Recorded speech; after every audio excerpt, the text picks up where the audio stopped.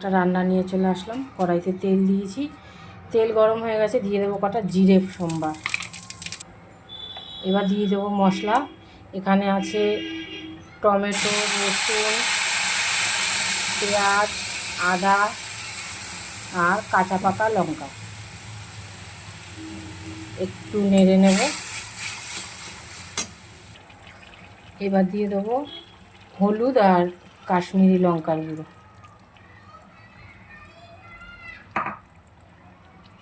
চলো আবার একটু মশলাটা কষিয়ে নিই।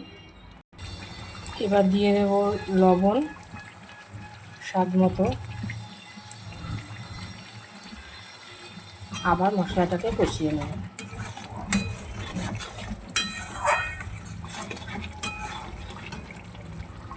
মশলাটা কষানো হয়ে গেছে, এইবার আলুটা দিয়ে দেবো। আলুটা আমি আজকে সেদ্ধ করে রেখেছি, আজকে না আর ভাজিনি। এই মশলার সাথে একটু কষিয়ে নেব। এখানটা দিয়ে দিলাম দই। দইটা একটু মিক্সিতে পেস্ট করে নিয়েছিলাম, না হলে ডালা ডালা হয়ে থাকে। তাই এই দেখো, এই যে এইরকমভাবে একটুখানি মিক্সির মধ্যে করে পেস্ট করে নিয়েছিলাম দইটা দিয়েছি।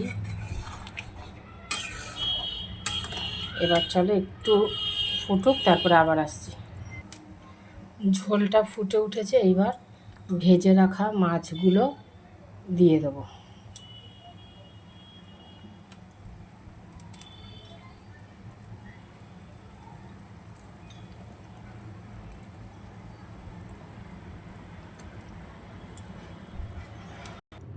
দেখো বন্ধুরা, হয়ে গেল রুই দই। নামানোর আগে একটু গরম মশলা দিয়েছিলাম। তো আজকের মতন রাখি, আবার পরে কোনো একটা ভিডিও নিয়ে চলে আসবো।